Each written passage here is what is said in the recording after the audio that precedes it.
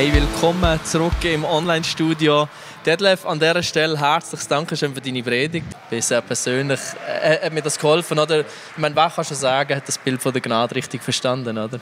Ich nicht. Ich lerne jedes Mal mit so einer Predigt ein neues bisschen dazu. Und so einen Moment, wo du es auch reingeleitet hast, nachher hilft mir immer wieder ein bisschen mehr von dem zu verstehen. Ja. Geht mir ganz genauso. Also in dem Moment, wo ich das dann wieder vor mir bildlich, sage, stimmt, was hat Jesus für mich getan, rutscht es einfach noch mal tiefer auch im Herzen. Ne? Und das zeigt, dass wir immer mal wieder auch darüber sprechen müssen, immer mal wieder uns damit auseinandersetzen müssen. Ja? Am besten täglich. Ja.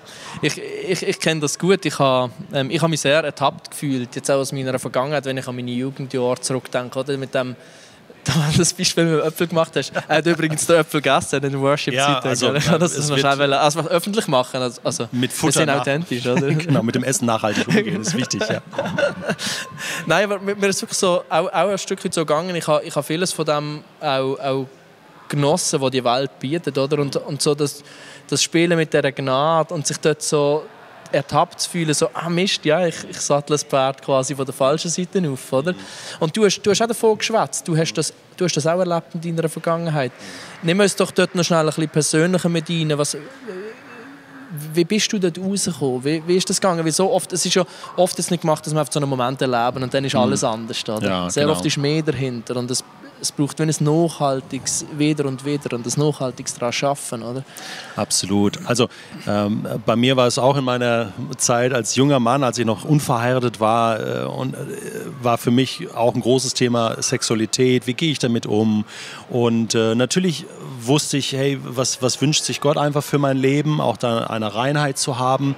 Aber das ist mir nicht immer einfach gefallen. Und dann kam noch das Gebot von Jesus, du sollst eine Frau nicht ansehen und so. Und dann, da muss ich sagen, da habe ich oft Fehler gemacht und das ist mir oft passiert.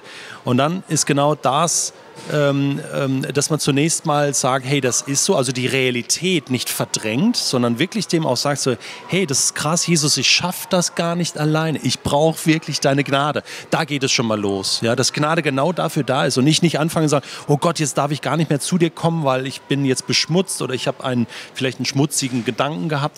Und dann kommt das Zweite, dann fängt Gnade an zu wirken, also erstmal Detlef, es ist dir vergeben, das ist das eine.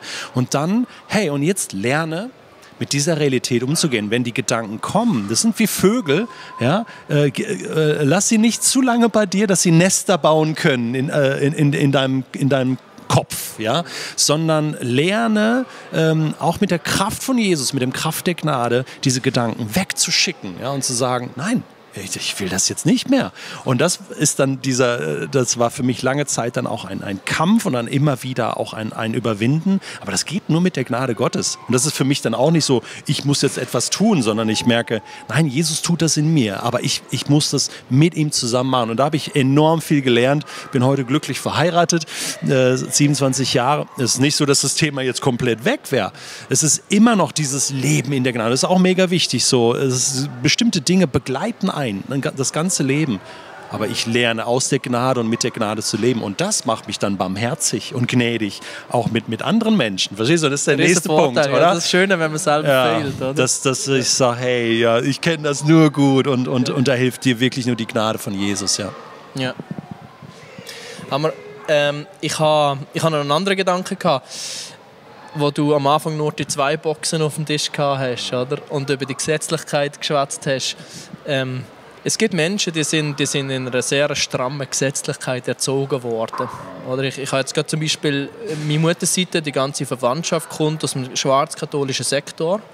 Und dort habe ich das immer wieder erlebt, dass Menschen halt das 50 Jahre Predigt bekommen haben. Weißt? Was empfiehlst du solchen Menschen, wenn sie jetzt hier zuhören, wo merken, da liegt so ein Joch, weißt, ja, genau. drauf, und du kannst schon sagen, ja, okay, ich denke das jetzt andersrum, aber das ist so fundamentiert, weißt? Ja, genau. Das ist so gut eingebettet und stabilisiert worden über Jahrzehnte. Wie muss man da vorgehen? Ja. Ich nenne das so, das sind Menschen, das geht mir ganz genauso. Ich habe auch so eine Vergangenheit, ich bin in einer Imperativgemeinde groß geworden. Mir wurde jeden Sonntag gesagt, so musst du leben, das musst du tun. Und das steht ja auch so in der Bibel. Und selbst Jesus sagt es ja so, das ist ja das Problem an der Sache. Und heute ist, glaube ich, deutlich geworden, ja Moment, es gibt aber nicht nur diese Imperative, sondern bevor ich diesen Imperativ leben kann überhaupt, muss ich verstanden haben, was der Indikativ ist. Und das ist das, was Gott über mein Leben sagt, was meine Identität ist, nämlich, dass ich begnadigt bin, dass mir vergeben ist, dass Gott aus mir einen neuen Menschen gemacht hat.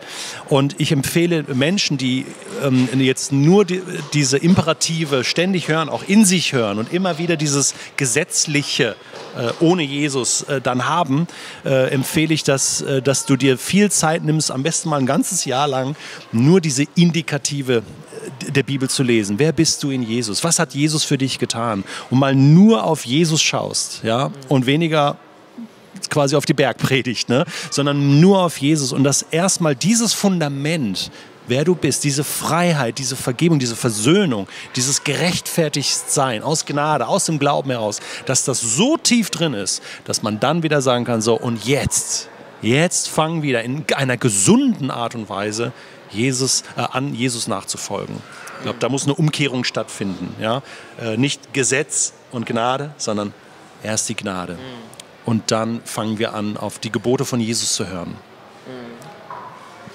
Vielleicht noch ein ganz persönlicher Tipp von meiner Seite, wenn dich das betrifft, dann unterschätze nicht die Kraft der Gemeinschaft in dem Ganzen drin. Oder? Ich glaube, mir persönlich hat das zum Beispiel in meiner Story, in meinen Jugendjahren extrem geholfen. Habe ich Menschen nebendran gehabt, die ganz anders aufgewachsen sind, ganz ein anderes Gottesbild hatten als ich. Oder? Und dann gibt es Kollisionen und das ist unter Umständen dann sehr, sehr gut und kann extrem konstruktiv und hilfreich sein.